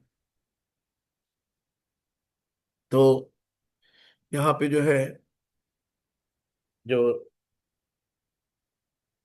अहंकारम बलम दर्पम काम क्रोध च संसिता मामात परे देहेषु प्रतिसंतो अभ्यसूय का। तो यहाँ पे देख रहे हैं भगवान बैठे हुए हैं सिंहासन पे, और जो भी यहाँ पे क्या नाम है, 99 भगवान ने कह दिया था, इनकी बुआ का लड़का है, तो कहा कि ये 99 हुआ, हम इसके अपराध माफ कर देंगे, लेकिन अगर 100वां हुआ तो फिर मारा जाएगा। तो ये क्या हुआ कि जब भगवान को सिंहासन में बिठाला गया, अध्यक्ष बनाया गया, यानी कि ब्राह्मण को बिठाला जाता है, तो ये जो है, क्या नाम था इसका, काश नाम है। तो ये जो इन्होंने कहा, एक ग्वाला है, छलिया है, इसको आपने बिठाल दिया, इसको इतनी ऊंची पद दे दी, तो भगवान का बहुत विरोध किया, भगवान को बहुत अपशब्द बोले। तो जैसे ही 99 हुए, तो भगवान का तुरंत जो सुदर्शन चक्र चला और वहीं पे वध कर दिया। तो लेकिन ये भगवान की लीलाएं हैं। तो मिथ्या अहंकार है ना, बल, दर्प, काम तथा क्रोध से मोहित होकर आसुरी व्यक्ति अपने शरीर में तथा अन्यों के शरीर में स्थित भगवान से ईर्ष्या और वास्तविक धर्म की निंदा करने लगता है। तो जो ईर्ष्या है ना, ये ईर्ष्या हमें खाती है। हम किसी के प्रति ईर्ष्या करते हैं तो उसका कुछ नहीं बिगड़ता, वो तो अपना मस्त है, खेल कूद रहा है, अपने काम में बिजी है, एंजॉय कर रहा है। और ईर्ष्या करके हम अपने आप को जला रहे हैं, है ना, अपने अपने अंदर एसिडिटी पैदा कर रहे हैं, अपने अंदर हम कॉन्स्टिपेशन कर रहे हैं, अपने अंदर अल्सर पैदा कर रहे हैं ईर्ष्या करके। तो ईर्ष्या हमें खुद को खाती है। सामने वाले का तो सब कुछ वैसे ही चल रहा है, वो भाई किसी से हम ईर्ष्या कर रहे हैं कि वो तो आज बहुत लग्जरी गाड़ी ले रहा है, तो उसकी गाड़ी में कुछ हो गया क्या, या उसकी कोई प्रॉब्लम आ गई। ईर्ष्या करके हमने अपने आप को तो खत्म किया, अपने आप को कम किया, अपने आप को जलाया, अपना खून जलाया, अपना मन खराब किया, है ना। तो हमें कुछ नहीं करना है, बस हमें खुश रहना है कि भगवान ने, उनके ऐसे कर्म थे तो भगवान ने उनको ऐसा बनाया, हमारे ऐसे कर्म है तो हमें ऐसा मिला। तो सब भगवान ने हमारे कर्मों के अनुसार से हम सब चीजें दी है। किसी को गरीब घर में पैदा कर दिया, किसी को अमीर घर में पैदा कर दिया, है ना, किसी को शुद्ध वैष्णव के यहाँ पैदा कर दिया। तो ये सब क्यों पैदा किया भाई, हमें किसी मलिच्छ घर में क्यों नहीं पैदा कर दिया, हमें अच्छे घर में क्यों पैदा किया। जब आप इस तरीके से सोचोगे तो ईर्ष्या भाव नहीं आएगी। ये जो भी मिला हमारे कर्मों के अनुसार मिला, है ना। आज जो भी हमें, हम अपनी वजह से हैं। भगवान हमें न सुख देते हैं न दुख देते हैं। जो भी सुख है हमारा अपने कर्म है, हमारा पूर्व जन्मों का प्रारब्ध है, जो हम आज सुख भोग रहे हैं। लेकिन आज के कर्म क्या होंगे, आज का कर्म हमारा अगला डिसाइड करेंगे। तो ये चीजें हैं। तो आज हम सुखी हैं तो अपने कर्मों से, और अगर हम आज दुखी हैं तो भी हम अपने कर्मों से। इसमें किसी का कोई रोल नहीं है। तो सुख दुख सब अपने हाथ में होते हैं। तो बहुत सी चीजें होती हैं कि हमारे साथ ही ऐसा क्यों होता है, हमारे साथ क्यों बुरा होता है ना। तो ये नहीं है, आपके जो पूर्व जन्म के प्रारब्ध है, वो कभी बीज पहले अंकुरित हो जाते हैं, कोई बीज बाद में अंकुरित होते हैं, कोई बीज सुप्तावस्था में रहते हैं, कब अंकुरित होंगे नहीं पता है। ये सारी चीजें हैं। बहुत से लोग कहते हैं कि वो तो इतना पापी आदमी है, लेकिन फिर भी भगवान ने उसको इतना माना हुआ है ना, उतने उसके कर्म अच्छे नहीं, फिर भी बड़ा सुखी है। तो सुखी इसलिए है कि उसने पुण्य कर्मों का अकाउंट अपना पूर्व जन्म में जमा किया था। तो जब उसके अकाउंट खत्म हो जाएंगे, फिर आगे देखो क्या होता है उसके साथ। तो जब तक आपके पूर्व जन्मों के अकाउंट है तब तक एंजॉय कर लो, लेकिन जिस दिन वो अकाउंट खत्म हो जाएंगे, फिर उस दिन क्या होगा, है ना। तो इसलिए हमें उस अकाउंट को बढ़ाना है, कम नहीं करना है। तो हमें और अच्छा बनना है, और अच्छा बनना है, किसी से ईर्ष्या द्वेष नहीं करना है ना, किसी की निंदा नहीं करना है। यही है। तो ये सब क्या है कि भगवान से भी ईर्ष्या लोग करने लगते हैं। तो इन सब से हमें बच के रहना है। जो लोग ईर्ष्यालु तथा क्रूर हैं और नराधम हैं, है ना, नराधम, नरों में अधम। तो जो लोग ईर्ष्यालु तथा क्रूर हैं और नराधम हैं, उन्हें मैं निरंतर विभिन्न आसुरी योनियों में भेजता हूँ, है ना।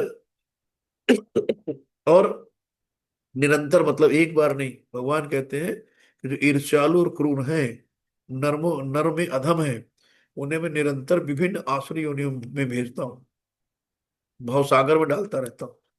तो यानी कि निम्नतर नीचे गिरते ही जाते हैं, कभी ऊपर आ ही नहीं पाते हैं। कितना कष्टमय जीवन होता होगा। तो छोटी सी चीज ईर्ष्या और क्रूरता, है ना, इन सब चीजों को अपनी लाइफ से, जिंदगी में हटा दो, और ये हटाने से ही सुख मिल सकता है। आप कभी भी सोचो, अगर किसी से ईर्ष्या कर रहे हो तो आपको क्या मिल रहा है ईर्ष्या करके, उससे कोई लाभ मिला आपको ईर्ष्या करके, ये सामने वाले का कोई हानि हुआ। अगर सामने वाले का हानि हो रहा हो हमारी ईर्ष्या करने से, चलो हम बहुत बैठ के ईर्ष्या कर लें। सामने वाले का कुछ बिगड़ गया हो या हमारा कोई लाभ हो गया हो, तो हम तो ईर्ष्या करें या बुराई करें उसकी, है ना। तो ईर्ष्या और बुराई करते हैं तो हम समझ लो उसके पाप खुद ले रहे हैं। आप किसी की बुराई कर रहे हो तो उसके जो पाप कर्म है, उस पाप कर्म को आप ले रहे हो और आपके पुण्य कर्म उसमें ट्रांसफर हो जा रहे हैं। कितना अच्छा गणित है। तो आप सोचो, आप जब भी किसी की बुराई करो तो सोच लो भाई कि उसके पाप कर्म आप उठा रहे हो, किसी का बुरा सोच रहे हो उसके पाप आप उठा रहे हो, है ना। किसी का ईर्ष्या कर रहे हो तो उसके उसके कर्म आप और अच्छे कर रहे हो। तो हम ईर्ष्या कर रहे हैं कि तो बड़ा उसके अच्छे, बड़ा भाग्य अच्छे हैं, तो आप उसके भाग्य और अच्छे कर रहे हो ईर्ष्या कर करके, और अपने भाग्य खराब कर रहे हो। इसलिए ईर्ष्या और बुराई इनसे हमेशा दूर रहो, क्योंकि आपके जो संचित पुण्य कर्म है सामने वाले को चले जाएंगे। हे कुंती पुत्र, ऐसे व्यक्ति आसुरी योनि में बारंबार जन्म ग्रहण करते हुए भी मुझ तक नहीं पहुंच पाते। भगवान ने साफ साफ कह दिया है कि ऐसे व्यक्ति जो आसुरी योनि में बारंबार जन्म ग्रहण करते हुए कभी भी मुझ तक नहीं पहुंच पाते। और क्या होता है, वे धीरे धीरे अत्यंत अत्यंत अत्यंत अधम गति को प्राप्त होते रहते हैं। तो सोच लो, साफ साफ भगवान ने हर चीज खोल खोल के बताई है, और फिर भी इंसान की आंखें नहीं खुले तो क्या होगा। त्रिविधम नरक स्पेदम द्वारकम नाशन मात्मनः कामः क्रोधस तपस्या लोभस्तमादे तृत्यम त्यजति। त्याग दो, है ना। भगवान ने कहा कि इस नरक के तीन द्वार हैं। कौन कौन से हैं? काम, क्रोध और लोभ, है ना। तो हर व्यक्ति के अंदर काम होता है, काम वासना, डिजायर, है ना। काम का मतलब डिजायर, इच्छाएं, अनंत इच्छाएं। क्रोध और लोभ, दिल मांगे मोर। तो ये सब तीनों चीजें क्या है? नरक के द्वार है। तो आप नोट कर लो, नरक के द्वार कौन से? काम, क्रोध, लोभ, है ना। प्रत्येक बुद्धिमान को चाहिए कि इन्हें त्याग दे, क्योंकि इनसे आत्मा का पतन होता है।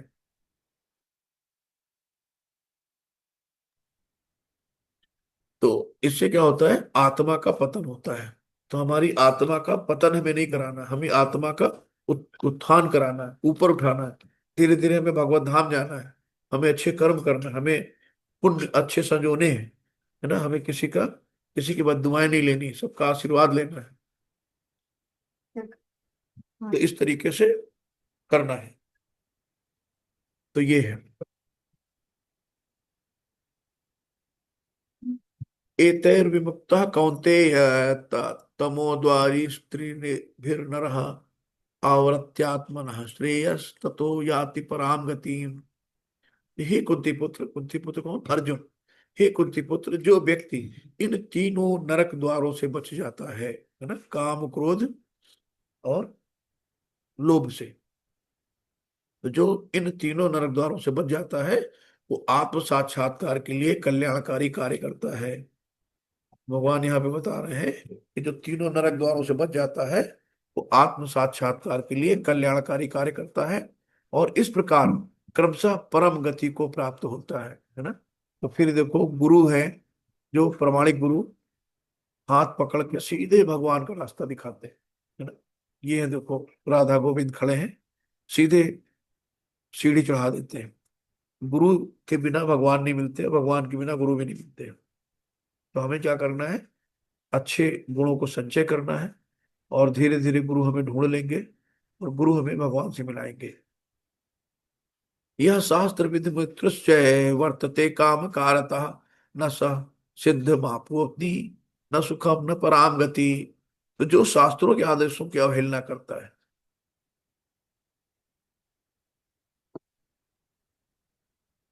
जो शास्त्रों में लिखा है, जो शास्त्रों के आदेशों की अवहेलना करता है और मनमाने ढंग से कार्य करता है, उसे न तो सिद्धि, न सुख, और ना ही परम गति प्राप्त होती है। तो शास्त्रों में लिख दी, उसको नहीं मानना, अपनी मनमानी करना है। तो अपनी मनमानी करेगा तो क्या होगा कि न तो उसको सिद्धि मिलेगी, यानी ना मोक्ष मिलेगा, ना सुख मिलेगा, और ना ही परम गति की प्राप्ति होगी। तस्मात् शास्त्रम प्रमाणम ते कार्य कार्य व्यवस्थितो ज्ञात्वा शास्त्र विधेनोक्तम कर्म कर्तुम विहारसि। शिल प्रपात कीजिए।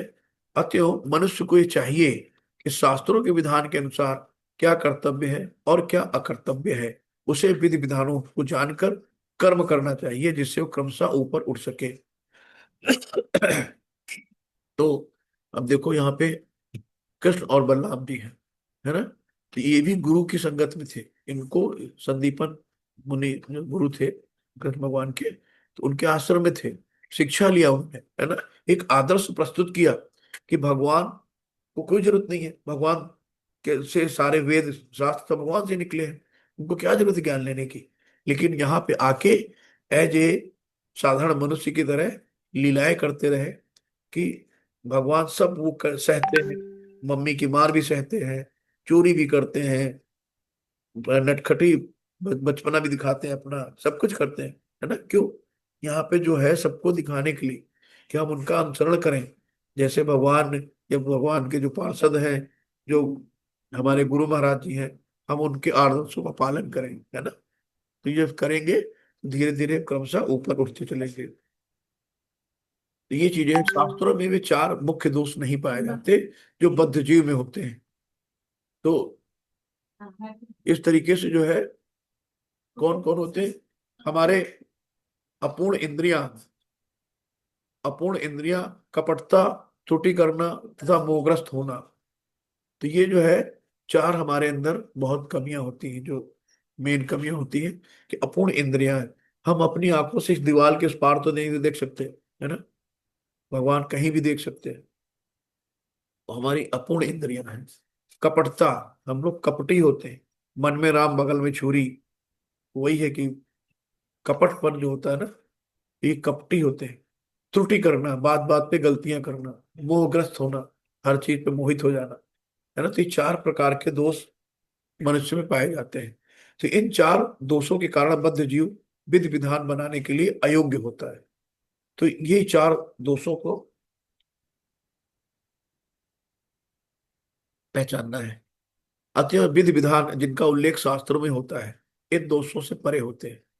तो शास्त्र में यही बताते हैं, सभी बड़े बड़े महात्मा आचार्यों तथा महापुरुषों द्वारा बिना किसी परिवर्तन के स्वीकार किए गए हैं। शास्त्रों के नियम का पालन किए बिना कोई सिद्ध प्राप्ति नहीं कर सकता, है ना। तो शास्त्रों के नियम से हमें चलना होगा, तभी सिद्धि मिलेगी। अतः जो शास्त्र के तात्पर्य को वास्तव में समझता है वो भाग्यशाली माना जाता है। ये भौतिक शक्ति प्रकृति के तीन गुणों से बनी है। कौन से? सतोगुण, तमो रजोगुण और तमोगुण। इसके पूर्व की भगवान के ज्ञान का मार्ग खुले, मनुष्य को कम से कम सतोगुण तक ऊपर उठना चाहिए। कम से कम तमोगुण और रजोगुण से ऊपर उठ के सतोगुण तक तो आए। दूसरों के लिए ये उपयुक्त तथा प्रमाणिक गुरु का मार्गदर्शन प्राप्त हो जाता है तो उसका जीवन सफल हो जाता है। तो क्या होता है कि जैसे हमें प्रमाणिक गुरु को मिलता है तो हमारा जीवन सफल हो जाता है, मार्ग सरल हो जाता है, क्योंकि गुरु उच्च पद की ओर उन्नति का मार्ग दिखा सकता है। तो बिना गुरु के ज्ञान नहीं होता है, बिना गुरु होए न ज्ञान, और ज्ञान बिन बैराग। तो निगुरा कहते हैं कि भाई बिना गुरु के, एक बार एक प्रसादम हो रहा था, प्रसाद मिल रहा था, वहां राधा रानी प्रसाद बांट रही थी।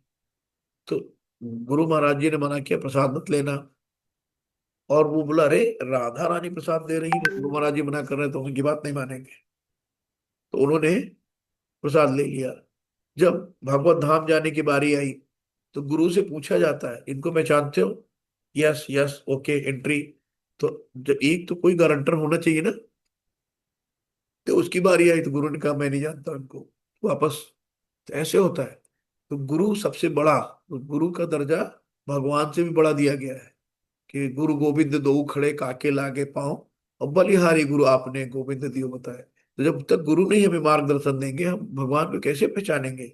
हमारे अंदर उतनी क्षमता नहीं है कि हम भगवान को इन आंखों से देख सकें, है ना। वेद व्यास जी ने संजय को दिव्य चक्षु दिए थे, तब जाके वो पूरा महाभारत का वर्णन कर सके। तो ये चीजें होती हैं। तो बिना गुरु के कुछ संभव नहीं है। तो हमें एक सच्चे मार्गदर्शन में गुरु की आवश्यकता होती है। तो एक आवश्यक सूचना है, सुनीता माता जी आप लोगों को बताएंगी, उसके बाद हम लोग क्लास एंड करेंगे। सुनीता माता जी, कृष्ण।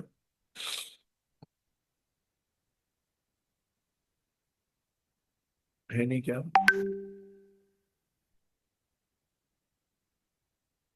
माता जी ने भी बताया था कि जितने भी क्लास में लोग हैं सब लोग अपना नाम और मोबाइल नंबर ग्रुप में भेज दें या माता जी को पर्सनल भेज दें, जिससे कि जब अगला लेवल स्टार्ट होगा, सेकंड लेवल 18वें अध्याय के बाद होना है, तो सबके नाम, मोबाइल नंबर और ईमेल एड्रेस, पर्सनल माता जी के जो होस्ट हैं उनके नंबर पे भेज दो या ग्रुप में भेज देना, दोनों में से। तो एक लिस्ट बना के माता जी को देना है टेम्पल में आगे। तो ये जो एनएनडी प्रभु जी है, नामान सदा प्रभु जी, प्रेसिडेंट है मैंगलोर, जो टेम्पल वहां पे है। तो वहां पे बहुत बड़ा एक भवन बना रहे हैं जहाँ पे गीता में पीएचडी होगी, तो महाविद्यालय टाइप में बन रहा है।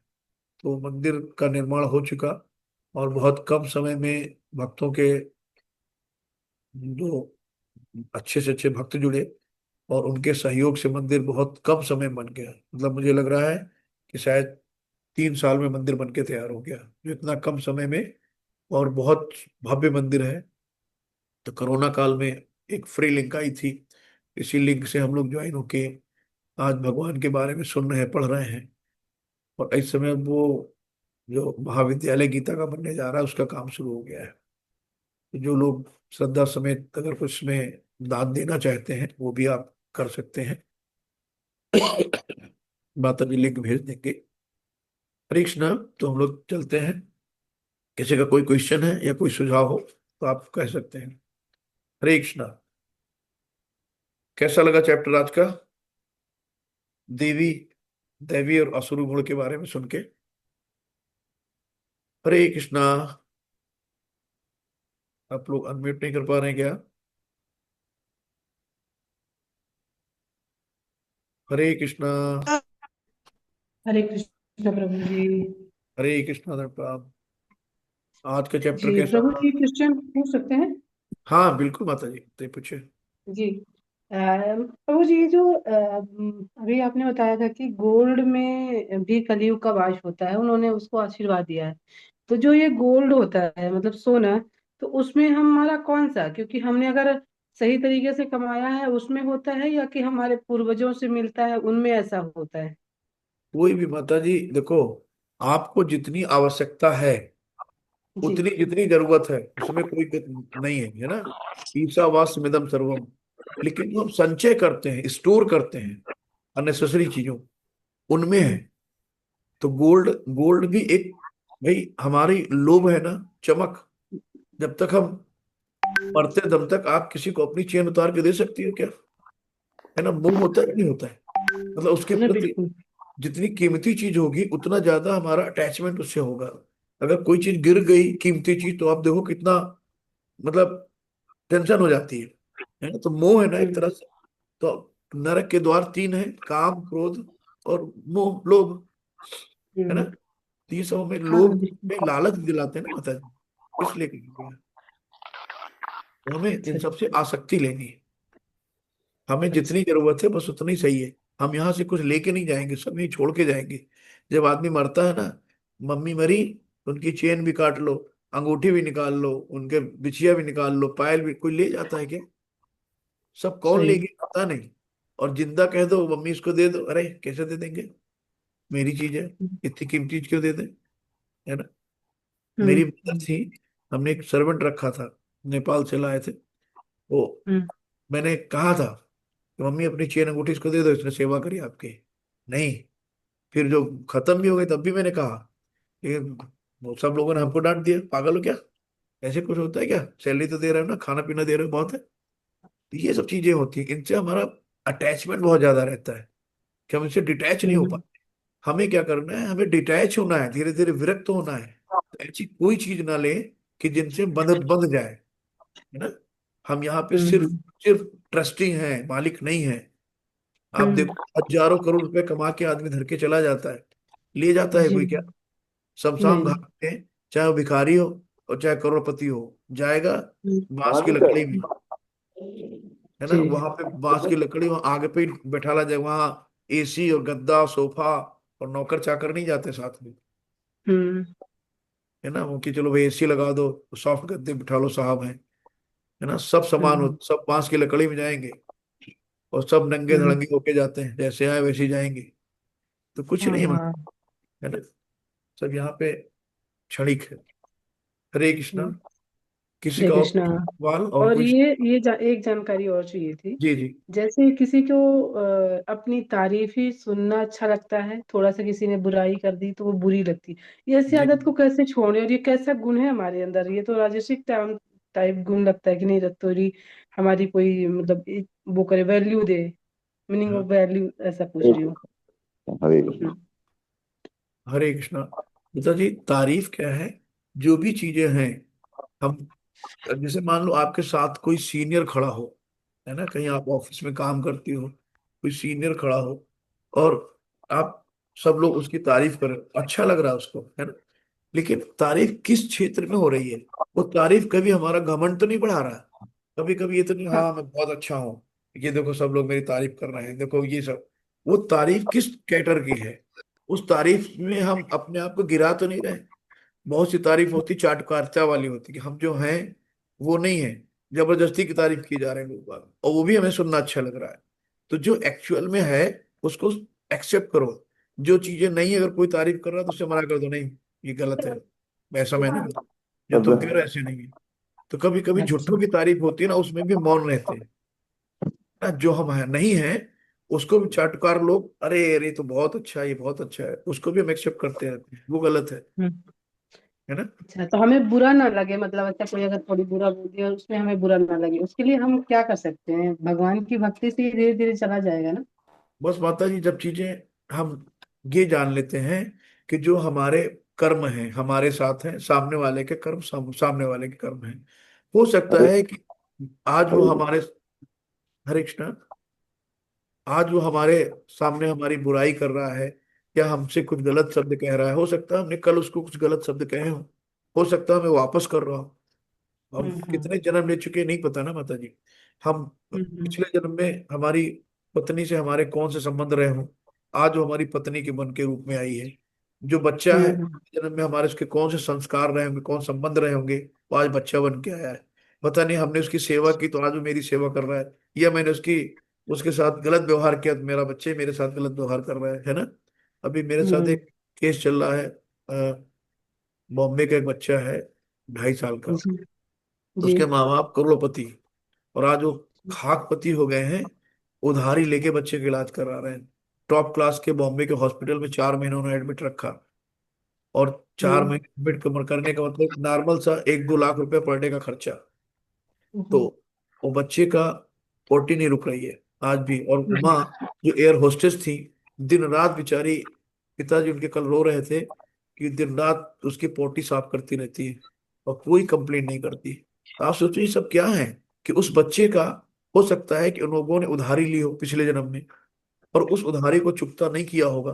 तो आज बच्चा क्या है कि वो उनके यहाँ घर पे बच्चा बन के आया, और बच्चा बन के आके उतनी सेवा करा रहा है। सेवा कराने के साथ में जितना उधारी लिया था, मैं सूद ब्याज सहित उसने उसका वापस करा दिया। अब आगे क्या होता है भगवान जाने। जैसे कभी कभी कहते हैं ना कि बच्चे के दिल में छेद है, पैदाइशी। हम्म, लोग कहते हैं कि ये तो कर्मों का फल है। तो बच्चे ने कौन से कर्म किए कि इसके दिल में छेद हो गया, है ना। सवाल उठता है ना, कि बच्चा तो जी, पैदा, बिल्कुल बिल्कुल, छोटा इसने है। तो कोई कर्म ही नहीं करे, ना अच्छे कर्म ना बुरे कर्म।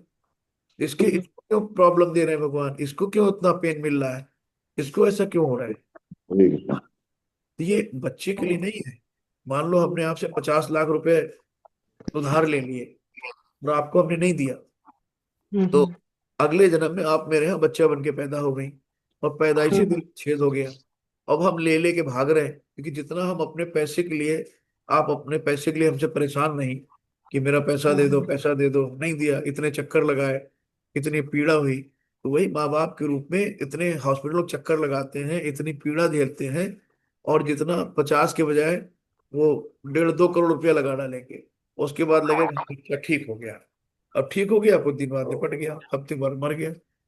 तो उसने उतना अपना हिसाब किताब बराबर किया और चला गया, है ना। हम्म, इसी तरीके से है, कोई गालियां दे रहा है, कोई आपको दुख दे रहा है, तो हो सकता है हमने कभी इसको दिया होगा, ये हमें वापस कर अच्छा, रहा है। अगर हम इनडायरेक्टली ऐसे सोच लेंगे तो फिर हम रिएक्ट नहीं करेंगे। तो ये धीरे धीरे प्रैक्टिस में आनी चाहिए, अभ्यास में आएगा, एक दिन में नहीं आएगा। तो हम जब ऐसे सोचना शुरू करेंगे तो हाँ। धीरे धीरे और ये चीजें। चीज है ना प्रभु जी, भक्ति के लिए मन लगाओ तो मन बोलेगा नहीं, अभी अभी नहीं, थोड़ी ये कर लो फिर लगो। थोड़ी ये कर लो फिर वो लगो, मन को हरे खींच के लगाओ फिर भी मतलब जबरदस्ती बैठो तो ठीक है, फिर वो मन बार बार बोलता नहीं ये नहीं ये देख लो, चलो ये अटेंड नहीं करते कुछ और ही अटेंड कर लेंगे। अब तो हाँ जबरदस्ती मन को लगाते नहीं, वो आपका ये 5:30 बजे लॉग इन होना होना है मतलब। माता जी, हम लोग यहाँ पे हैं, जेल में बंद है ना। हमें एहसास नहीं है कि हम लोग जेल में बंद हैं। और हरे जेल की जो है, आ, जेलर कौन है यहाँ पे? दुर्गा माता। तो अच्छा दुर्गा अच्छा। माता जेलर हैं। तो इस हाँ। जेल से निकलने नहीं देंगी माता जी, है ना। हरे सबकी हरे यह है कि जो भी भगवान ने यहाँ पे उनको ड्यूटी दिया है कि आप जाके यहाँ पे हम्म वो बांध के रखो। तो हमें क्या करना हम्म है? तर भगवान की सेवा करनी है। दुर्गा देवी क्या है? भगवान की दासी हैं। तो कोई भी हम्म दास नहीं चाहता कि हमारे मालिक को कष्ट मिले, क्योंकि भगवान इतने सरल हैं, इतने सरल हैं कि भक्तों हम्म की पोटी साफ करने भी आ जाते हैं। एक शुद्ध ब्राह्मण थे और बहुत अच्छे हम्म भक्त थे। उनको बहुत लूज मोशन होते थे, तो घर वालों ने उनकी सेवा करी। फिर धीरे धीरे घर वाले बोले कि अब कहाँ रोज रोज, भाई रहीमन विपदा हो भली जो थोड़े दिन होए। तो थोड़े दिन तक तो उन्होंने अच्छी सेवा की। फिर उसके बाद हम्म जो है वो धीरे धीरे नहीं सुनने लगे, और वो धीरे धीरे वीक हो गए। तो फिर आवाज भी नहीं निकलने लगी, फिर डंडी पटकाते रहते तो कोई आता नहीं था। फिर एक हम्म दिन स्वयं कृष्ण भगवान आए और उन्होंने उनकी पोटी वोटी साफ कराई, उनको कपड़े पहनाए। कपड़े पहना के जब जाने लगे तो उन्होंने पकड़ा उनका हाथ, कहे इतने कोमल हाथ लला, तुम कहाँ से आए हो? तो बोले हम बगल से ही रहते हैं, बगल में आए हैं आपके। तो बगल में जो भगवान के जो दास होता है ना, शुद्ध भक्त होता है, समझ जाता है। तो बोला आप भगवान हो, हम्म आप कृष्ण हो, मुझे पता है, मुझे पता है। तो बोले जब हम्म आपको पता तो आप क्यों पूछ रहे हो? तो बोले आप इतना गंदा काम कर रहे हो, आप मेरे को नरक में डाल रहे हो, आप मेरी सेवा कर रहे हो, आप मेरी पोटी बटा रहे हो, आप मेरे कपड़े धुल रहे हो, तो आप मुझे ठीक क्यों नहीं कर देते हो? हम्म तो भगवान ने कहा मैं ठीक कर तो सकता हूँ, लेकिन अगर मैं अभी ठीक कर दूंगा तो इसके लिए आपको अगला जन्म लेना पड़ेगा। मतलब जो आपके प्रारब्ध है उसको कोई नहीं काट सकता। भगवान कहते हैं ना, हम किसी को सुख देते हैं, ना हम किसी को दुख देते हैं। तो हम्म आपके जो कर्म है आपको ही काटने हैं। कोई आपके बदले का, किसी ने आपके बदले का कोई दुख नहीं ले सकता। कितना भी बच्चा सगा हो, पति सगा सगा हो, कोई भी हो, आप दर्द है तो दर्द आपको ही झेलना है। ये नहीं कि लाओ मम्मी थोड़ा हम बटा लें, लाओ थोड़ा हम बटा लें, है ना। तो अपने हिस्से का काम आपको खुद करना है। तो ऐसे ही चीजें हैं कि जब भगवान भक्तों की सेवा में लग जाते हैं ना, अर्जुन के सारथी बने। अर्जुन का रथ हाथा हाँका। जब हाँ रथ हाँ तो सारथी तो आगे बैठा रहता है। अब हाँ सारथी, बिल्कुल। और इतनी वहां हम्म पे भीड़ में इतनी आवाजें होती हैं, जहाँ पे युद्ध चल हम्म रहा होता है, मार काट चल रही होती है, कि वहां पे अगर पीछे से कोई बोलेगा तो क्या सुनाई पड़ेगा? तो वहां पे हम्म होता है कि जब रथ को दाएं ले जाना होता है तो पीछे से एक लात पड़ती है, दाहिने कंधे पे, दाहिने मुड़ो। फिर बाएं लेना, बाएं कंधे पे लात पड़ती है। भगवान अपने भक्तों की लात भी सहते हैं, हम्म सारथी बन के। इतने सरल है भगवान, है ना। तो कोई भी भक्त ये नहीं चाहता कि हमारा स्वामी किसी का गुलाम बने। तो ये माया देवी है ना। जब आप निरंतर प्रैक्टिस करते रहो, धीरे धीरे धीरे धीरे धीरे धीरे, उस प्रैक्टिस से फिर धीरे धीरे जब आपके 2-3 साल बीतेंगे, तब फिर हम्म राधा रानी अपनी शरण में लेंगे आपको। वो कह उनको वो योग माया है जो भगवान हम्म से आप, ठीक है।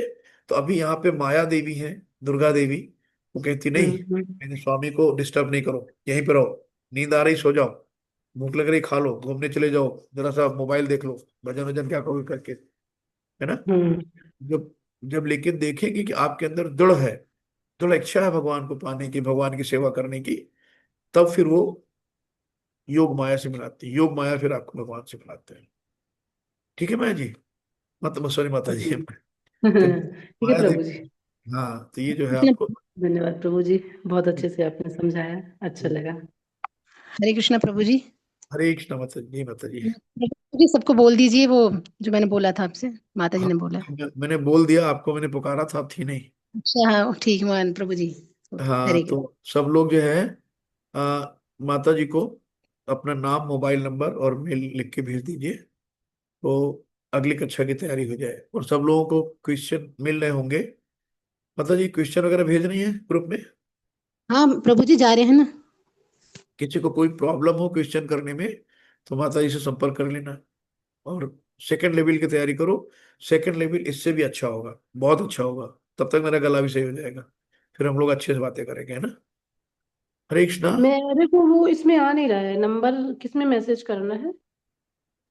हरे कृष्ण माता जी, मैं करती हूँ, आपको चैट बॉक्स में भेजती हूँ। हाँ, ग्रुप में भेज ओके दीजिए। ओके मैम, माता जी, मैं उसको सेव करके उसी में मैसेज ड्रॉप कर दूंगी। वंशाकल्पतरुभ्यश्च कृपा सिन्धुभ्येव च पतितानां पावनेभ्यो वैष्णवेभ्यो नमो नमः। अनंत कोट वैष्णव की जय, श्रील प्रपाद की जय, गुरु महाराज की जय, सभी भक्तों की जय। सब लोग बोलेंगे हरे कृष्णा कृष्णा कृष्णा हरे कृष्ण हरे, हरे हरे, हरे हरे राम राम राम हरे हरे, हरे हरे, हरे कृष्णा कृष्णा कृष्ण कृष्णा कृष्ण हरे कृष्ण हरे, कृष्ण हरे राम राम राम हरे हरे, हरे, हरे कृष्णा कृष्णा कृष्ण कृष्णा कृष्ण हरे कृष्ण हरे, हरे हरे, हरे हरे राम राम हरे हरे राम राम राम राम राम हरे राम हरे। हरे हरे। हरे कृष्णा, सभी को चरण वंदन प्रणाम। हरे कृष्ण। हरे कृष्ण प्रभु जी। कल मिलते हैं, कल हरे कृष्ण प्रभु हरे जी। कृष्ण।